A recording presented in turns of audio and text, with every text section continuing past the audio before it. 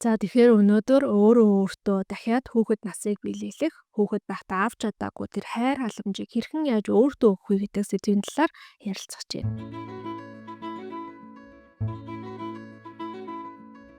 Хүүхэд насндаа сэлийн гэмтэл авч исэн хүмүүсийн сэтгэл зүйн зарим нэг талаараа хөгжөөгүй гацаад үлдсэн байт юм байна. Тэгэхээр бид нар өөрөө өөртөө эцэг их болсноор энэ хөгжөөгүй талуудаа нэмж хөгжүүлэх, за дээрэс нь сэтгэлийн шархаа эдгэхэд бол маш чухал нөлөөтэй байдаг.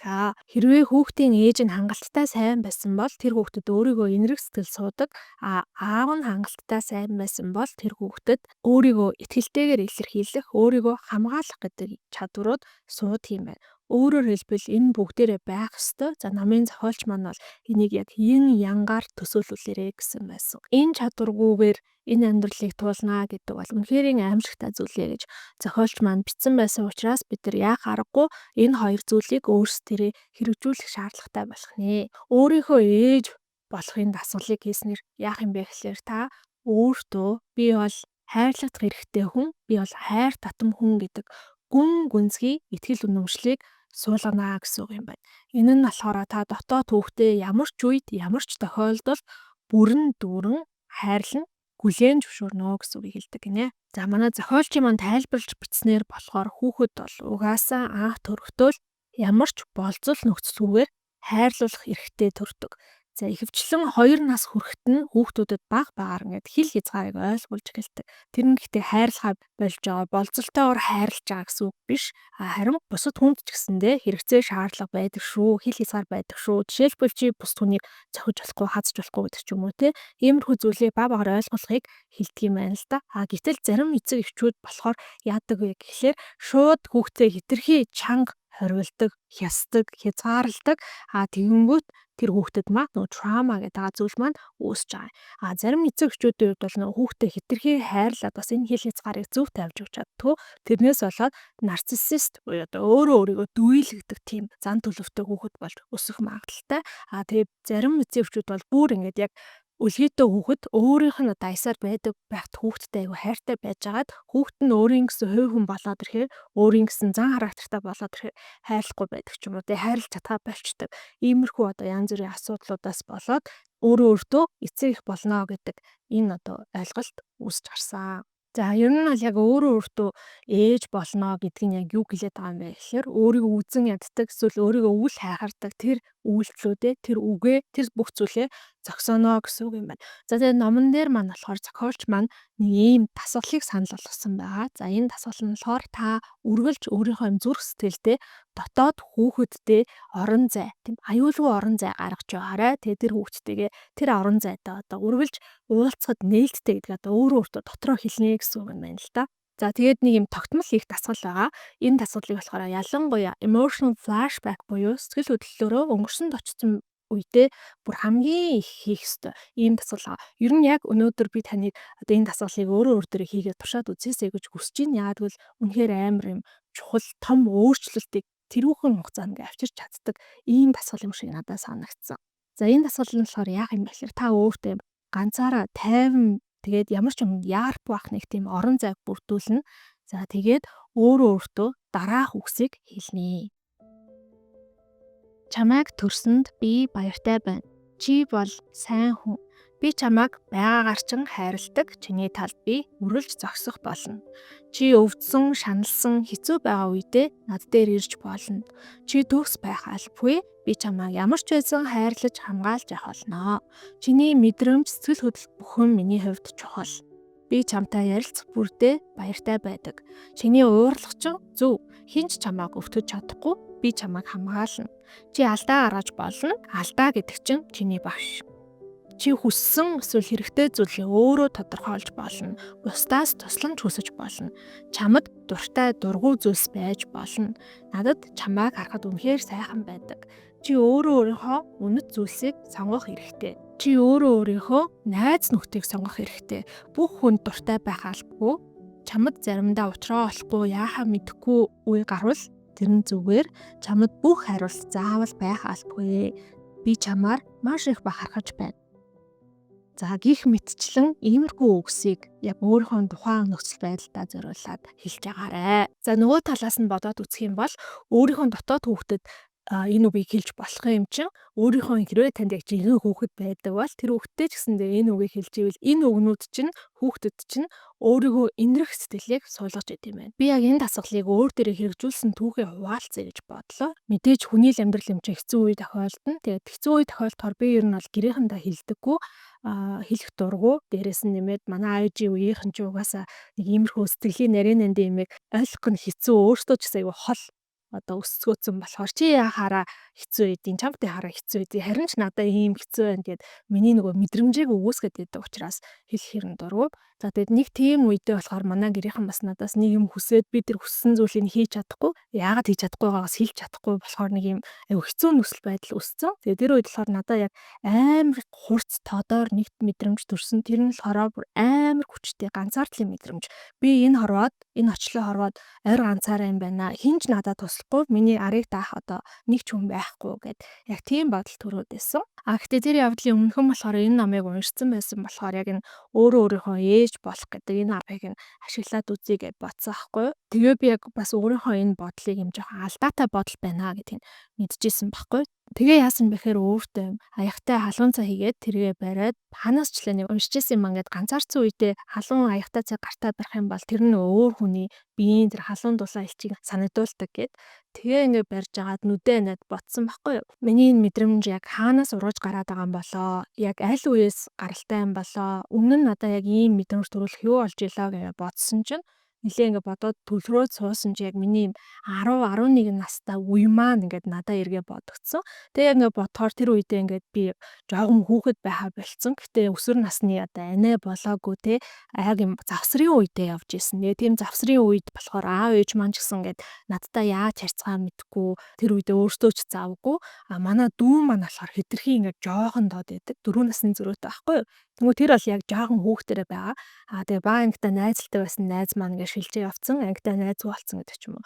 Яг миний амьдралын өөрийн маань гэд хинч намайг ойлгохгүй би ч өөр юм амар awkward, эвгүй хүүхэд ч том хүн ч биш. Ингээд нэг сонин юм насан дээрээ ингээд гаццсан учраас тэр үед айгүй ганцаарцсан мэдрэмж төрсөн юм шиг надад санагдсан. Тэгээ тэр хүүхэдтэй болохоор би ингээ өөрөө өөртөө хэлж байгаа шүү дээ тий. За ингээд би яг чамайг ямар амар хэцүү байсны чи одоо яг юм том болсон хойно хараад ойлгож байна. Нэрэл эн чинь ингээд айгүй амьдралын эвгүй сонин шилжилтийн үе байсан байна. Гэтэ чи бол амар мундаг байсан. Энэ үе ингээд чи даваа гарцсан. Одоо ингээд амар том хүн болцсон байна.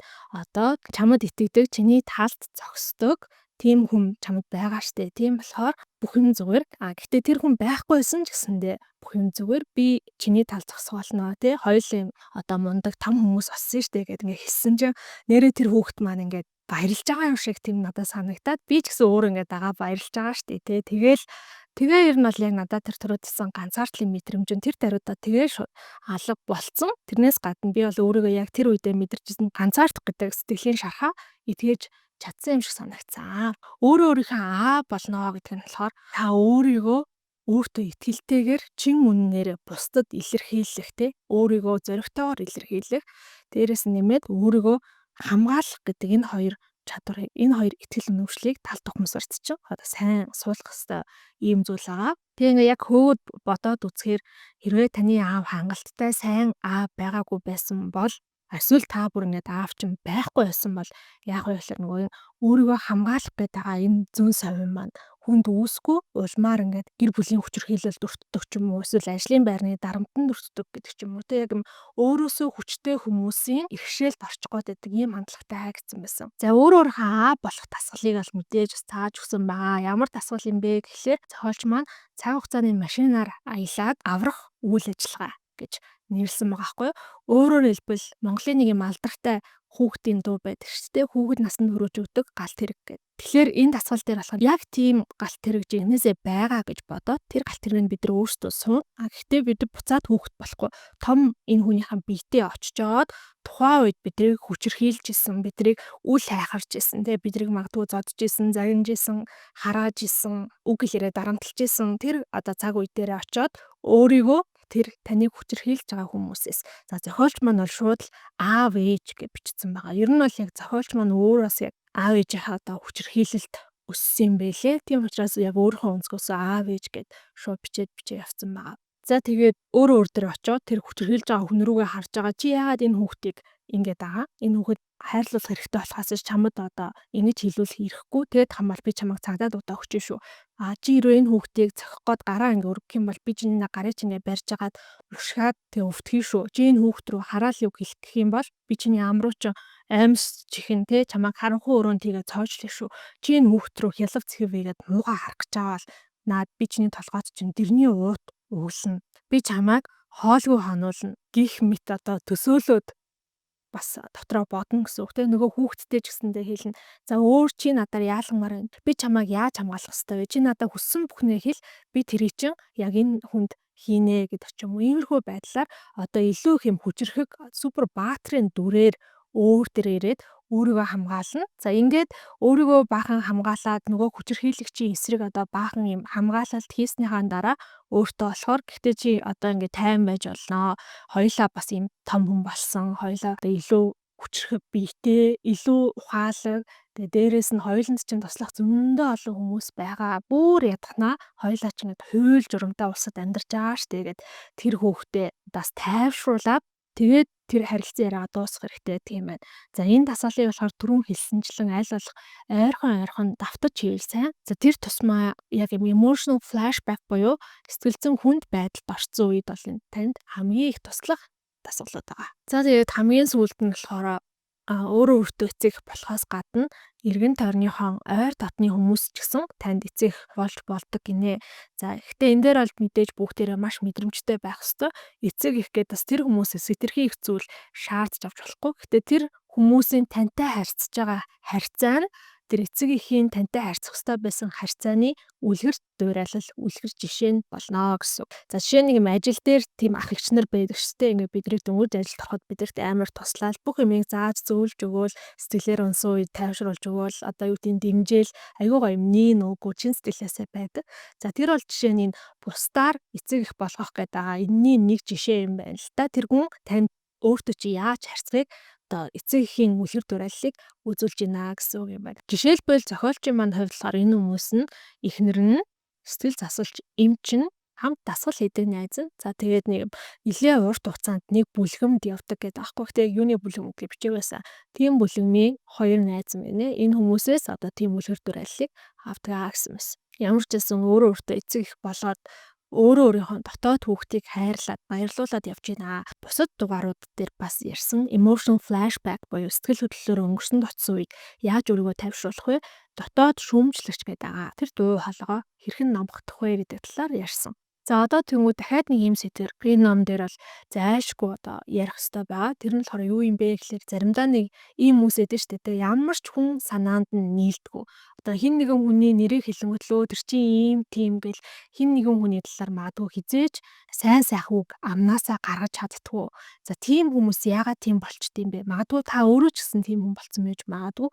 Хэрвээ тэгсэн бол бид нар яаж эндээсээ гарах вэ? Яаж хүмүүстэй нийцтэй хүн болох вэ гэдэг ийм асуудал байгаамаа. Бусад хүнийг тэнэг, мангар, новшин, итгэл даахааргүй, худал хуурмаг гэж одоо үзээд байдаг. Энэ бүх үзэл бодол маань бидний дотор байдаг нөгөө дотоод шүүмжлэгч гэдэг байгаа шүү дээ. Тэрний яг эсрэг тал нь буюу гадаад шүүмжлэгч гэдэг зүйл байдаг. Тэрний дуу хоолой юм байна. Ер нь бол хүүхдийн эцэг эх нь хүүхдийнхаа итгэлийг даагаагүйгээс болоод энэ гадаад шүүмжлэгчийн дуу хоолой үүсгэе. Дотоод шүүмжлэгчийн дуу хоолой яг тань руу чиглэсэн, таныг төгс төгөлдөр тэмүүлүүлээд айц давтуулдаг шиг гадаад шүүмжлэгч бас тэгдэг. Гэхдээ тань руу чиглэсэн биш, бусад хүмүүс рүү чиглэсэн. Бусад хүмүүсээ тийм урамтгай, шарамтгай, худал хуурмаг, итгэл дагааргүй гэж үздэг. Одоо энэ үслийг хэлж байгаа. Хамгийн гол нь яг энэ цаанаа далд хумсартай болохоор таныг дахиад сэтгэлээр шархлуулах үедээ бусад бүх хүмүүс ч гэсэн миний одоо эцэг шиг гэх юм уу те байсан учраас надаа дахиад тийм сэтгэлийн шарх үүсчих үедээ гэдэг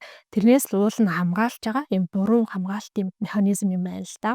Гадаад шүүмжлэгчийн энэ дуу хоолой итгэл үнэмшлээс болоод бид нар хамгийн гол нь бусадтай чин сэтгэлийн харилцаа үүсгэж чаддгүй дандаа юм бусдаас өөрийгөө тусгаарлсан тэд ба би гэдэг ийм хандлагыг гаргахад хүргээд байт юм байна. Ер нь бол нөгөө яг Disney-ийн Inside Out гэдэг кино байдаг шүү дээ, хүүхдийн кино. Яг тэр шиг л төсөөлчүүд болно. Энэ дотор гадаад шүүмжлэгч, дотоод шүүмжлэгч гэдэг нэг хоёр тал болцсон. Тэгээл нэг бол ингээд бидрийг ингээд хамгаалах гал тархин дотор бужигнаал байгаа. Гэхдээ бидний тархинд байгаа тэр дөрүүд маань болохоор бүгдээрээ багтаа жоохон зовлон үзсэн учраас нэг тал руугаа хэтэрхий туйлшраад дарангуулагч болцсон гэд ойлгочих болно. За тэгээд зохиолчийн маань үгээр бол хэн нэгэнтэй чин сэтгэлийн холбоос үүсгэх тэр гайхалтай мэдрэмжийг мэдрэхийн тулд энэ дарангуулагчаа татан унгаах зайлшгүй шаардлагатай юм байна. За гадаад шүүмжлэгчийг ер нь яаж таних вэ гэсэн чинь гадаад шүүмжлэгч нь идэвхжсэн хүний хэлдэг үг гэхэд би чамд яг л үннийг чи хэлсэн штэ гэдэг үгийг бүр хамгийн хэрэгэлт юм байна л да. Тэгэхээр хэн нэгэн танд ямар нэгэн муухай үг хэлчихэд таныг ингээд өөрийнхөө хэл хязгаарыг хамгаалаад одоо эсэргүүцлээ илэрхийлэнгүүт би чиний үннийг хэлсэн штэ гэдэг байгаа хүн бол яг гадаад шүүмжлэгчтэй дарлуулсан яваа хүн юм байна гэж шууд ойлгож болох юм байна. Гадаад шүүмжлэгч тэгээ дотоод шүүмжлэгчээ яг адилаар хүнийг сэтгэл санаагаар нь сэтгэл хөдлөлөөр нь өнгөрсөн рүү явуулах чадaltaй байдаг гинэ. За энэ дээр болохоор нэг эмэгтэйн жишээг өгсөн байсан. Тэр эмэгтэй болохоор нөхөртөөгөө гэрлээд 35 жил болж байгаа. Тэгээд тэр эмэгтэй юм л болохоор нөхөртөө ингэж яг уурлах гад байдаг. Тэгээд хамгийн их нөгөө хэрүүл маргааны хэм үү уурлах тэр сэдвүүн юу юм бэ гэхээр нөхөр нь ерөөсөө нөгөө авсан юм буцаа байранд нь тавьдгүй юмаа ер нь хураадгүй юм байна л та. За тэгээд нөгөө эмэгтэй маань нэг орой хоолоо ингээ хийгээ байж яснаа хүнсний хайч байдаг шүү дээ. Хүнсний хайчаараа нэг юм ногоо хайчлах гэсэн чинь хүнсний хайч нь байх ёстой газараа байхгүйсэн. Тэгэл энэ нөгөө хинчин гэл нөхрийнхөө нэрийг хэлээл тэр одоо энэ хайчийг авчаа өөр газар тавьсан бахтаа гэл хайгаал энэ стонороо дандаа миний хэлж байгаа үгийг сонсдоггүй ийм бүтлгүй ингээл хамаагийн мишин дэш нь хаашааш ингээд тавьчдаг гэл бөө юм болоод хамаг шургуулгуудаа үзээл те галкооныхоо бүх шүүгийг онгойлгоо үзэж байгаа. Тэрх тусмаа тэр эмэгтэй дотор нь бүр ингээл нөгөө уур нь буцлал энэ угаасаа ийм штэ хамгийн анх суухад л ийм байсан. Тэгэл тэр жил ингэсэн тэгсэн гэд ингээд 5 минутын хугацаанд тэр хайчийг хайх хооронд бүр нөхрийнхөө өнгөрсөн 35 жилийн турш хийж исэн бүх алдаа дутагдлыг бодоод тэр хүн энэ амьдралдаа хизээч сайн зүйл хийж байгаагүй юм шиг тэгж бодоод тэмүүтэ хамгийн сүлд нь би ерөөсөө энээс яг салнаа би өстө одоо ингээл орой ороод ирэхээр шүү сална гэдэг хэлэн яаж юм үнтэй амьдрдیں۔ Ингээл бүр ингээд дээд зэгтээ тулсан байгаа байхгүй. Тэгээ бухимдчихэд нэг ингээд үндийг харсан чинь өөрөө 5 минутын өмнө тэр хайчаа хэрэгэлсэн билетийнхаа хажууд тавьсан байсан гэж байгаа байхгүй юу. Эндээс нөгөө эмэгтэй маань юу гэж ойлгосон юм бэ гэхлээр энэ бол миний гадаад шүүмжлэгчийн ажил юм байна. Энэ зүйл ингээд ганц удаа давтагдаагүй дахин давтагддаг. Тэгээд юмаа ингээд яг зөв байранд нь тавьдгүй хүн манай нөхөрч биш би өөрөө тэгээ би өөрөө ингэх болгондоо нөхрийгөө ингэж боддог. Бодох болгондоо би хизээч нөхрөөсөө яг тэрүүхэн үедээ бол сайн сайхан чанарыг нь олж харахаа байждаг. Тэгээд энийг хүлээн зөвшөөрсөн байгаа. За тэгээд номын зохиолч маань яг энэ эмэгтэй энэ түүхийг нь өргөлжлүүлээд яриулсан байгаа хгүй. Яг хаанаас энэ үүссэн бэ гэсэн чинь охины аав нь жоохон багтан тийм нөгөө амин хуваа хичээсэн. Дээрээс нь арх ухтартай хүн байсан юм байна л та. Тэгээ яадаг байсан бэ гэхээр охин нь ингээл жоохон гарын мөнгө олохгоол те айлын хүүхд мөнгө таарал хідэн төгрөг цуглуулаад энэ тэнд нуудаг байсан. Аав нь гэтэл тэр нууцсан мөнгийг олоод охиноосоо хулгаалаад арх аваад уучдаг. Тэгэнгүүтээ согтуу ирээд тэгээд охиноо ингээд тэрврээд уйлдаг байсан юм байна л да. Би өстө муу аав юм аавыгаа уучлаар аав нь дахиад ингэхгүй гээл те. Тэгэнгүүт дахин нөгөө аав нуумаар санагдсан үед энэ үйл явдал нь болоо л байдаг байсан учраас тэр охинд ямар ихтгэл үнэмшил суусан юм бэ гэхээр хүмүүс найдваргүй юм байна. Хүмүүс дандаа итгэл эвддэг юм байна гэдэг ийм итгэл үнэмшилтэй болоод энийгээ эргээд яг одоо цагт эргэн тойрныхоо хүмүүс за тэр дундаа өөрт нь хамгийн ойр одоо байдаг нөхөртөө гаргаад байсан байна гэдгээ ухаарсан байна. За тэгээд өөр гадаад шүүмжлэгчийн одоо хилдэг үгнүүд гадаад шүүмжлэгч маань идэвхжсэн галзуурсан байгааг яаж таних вэ гэхээр иймэрхүү үгнүүд бас хэлдэг юм байна. Хинт ч битгий итэг ганцаараа бай, ганцаардмал бай. Одоо өөртөө л итгэх те Монголын бүр нэг зүрх зүг байдаг. Эр хүнд итгэхээр эрхийн хуруундаа итгэе гэд. Сүүлийн үед нэг сошиал медиаар амар яваад байгаа нэг гоё хосуудыг харчаал бүгд л салдаг. Энэ хоёр ч гэсэн салнаа гэдэг шиг яг ийм бодол те бүх хайртай хүн одоо хайрлж дурлсан хүмүүс маань бүгдээрээ намайг орхио явдаг. Тэд нар бүгдээрээ салдаг гэдэг. Тэгээ ийм үгнүүд хүүхэд өсөглөө гэд ямар ч нэмэр байхгүй. Тэд нар ингээл өсч том болчоод намайг хаяал явчих штэ гэдэг энэ ярианууд бодлоо битгий хэл хизээж өөрхөн бодож байгаа зүйлийг бүрэн гүйцэд битгий гарга чон санаатай бай муу санаатай бай хүн гэдэг чи ерөөсө ханад цатгаа мэдхгүй жоохон тус хөргөнгөөт л бүр ингээл давраалтай нөгөө гар барихаар бугуу барина гэдэг шиг ингээ явцдаг гих мэдчлэн ийм зүйлсийг та өөртөө хэлж байгаа бол та одоо яг иймэрхүү зарчмаар амьдрдаг бол эн чин та гадаад шүүмжлэгчтэй дарангуйлагдсан байгаагийн шин чанарууд юм байна. За ер нь тэгээд нөгөө ихэнх хүүхэд насны травматай хүмүүс бол яг гадаад дотоод шүүмжлэгч хоёрын голд нь ингээд савлж амьдардаг гэж байгаа байхгүй. дотоод шүүмжлэгч гэл өөрийгөө үзэн ядаал өөртөө хатуу хандж яснаа гадаад шүүмжлэгч гэл бусад хүмүүсийг үзэн ядаал бусад хатуу хандаал ингээл савлаад байдаг гинэ. За гадаад шүүмжлэгчийг номхотгох тэр дарангуулагчийг татан болгох гэд хамгийн их туслах зүйл болохоор mindfulness буюу санамсар. Өөрөөр хэлбэл өөртөө төрж байгаа тэр бүх бодол, төсөөлөл, сэтгэл хөдлөл, мэдрэмж энэ бүх зүйлээ анзаардаг болох хэрэгтэй юм байна. Хизээ миний гадаад шүүмжлэгч идэвчээд байна вэ, галзуурчаад байна вэ гэдгийг мэддэг болно гэсэн үг. Ингэснийхаа дараа болохоор нөгөө дотоод шүүмжлэгчдэр ашигласан хоёр арга ашиглана. Бодлоо зогсоох, бодлоо солих гэдэг энэ хоёр арга байгаа шүү дээ. За чи дуугаа гэд гадаад шүүмжлэгчээ дуугаал очоод дараа нь бодлоо солино. За энэ бодлоо солих дээр болохоор яах вэ гэхээр дотоод шүүмжлэгчдэр бол бид нар өөрийнхөө сайн сайхан зүйлийг ярьж байсан. Гадаад шүүмжлэгчдэр бол одоо яг тэр шүүмжлээд байгаа тэр таны уур бухимдал чинь чиглэлсэн байгаа тэр хүний талаар 5 сайн талыг нь бодно. За тэгээд тэр хүнтэй харилцаандаа одоо гаргаж исэн 5 тийм эерэг хүчийн талаар бодно гэж байгаа байхгүй. За жишээлбэл нэг найз энэ одоо нэр ийм л юм гэл ингээд жоохон муухай бодож ирсэн нөө.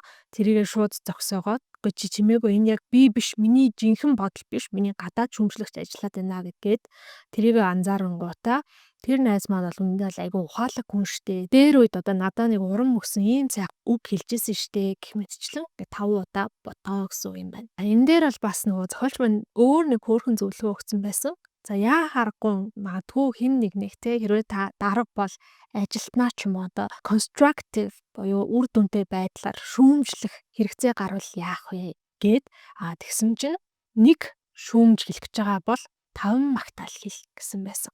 За энийг бол зөвхөн тэгээ дарга ажилтан ч хэлгүй эргэн тойрныхон бүх хүмүүсийг магадгүй та хүүхдээ ямар нэгэн байдлаар шүүмжлэх гэж байгаа бол тэр шүүмжээ хэлэхээс өмнө 5 магтаалыг заавал олж хэлээрэй гэсэн байсан. Энэ бас аюу гой амьдралдаа хэрэгжүүлэх үүштэй зүйл байсан. Үргэлжлүүлээ гадаад шүүмжлэгчээ чимээгүй болгохын тулд бүр мөсөн дарж авахын тулд хүүхэд байхдаа гаргаж чадаагүй тэр уур уцаар болон гадагшлуулж чадаагүй нэлэмсээ гадагшлуулах хэрэгтэй юм байна. За зохиолчийн одоо бас бичсэн нэг жишээ байгаа байхгүй юу? Яг юм гадаад шүүмжлэгчтэй дарамтлуулсан нэг үйлчлүүлэгч нь орж ирсэн юм байна л да. Яасан бэ гэсэн чи эмч рүү зохиолч руу ирж явах замдаа нөгөө уулзар дээр л нэг машин аягүй бүдүүлэг ингээл урдуур нь дайраад орсон юм шиг байна. Тэгсэн нөгөөд чи ингээд бүр хамаг уур уцаартай ингээд бүр автцаа орж ирсэн гэнэ.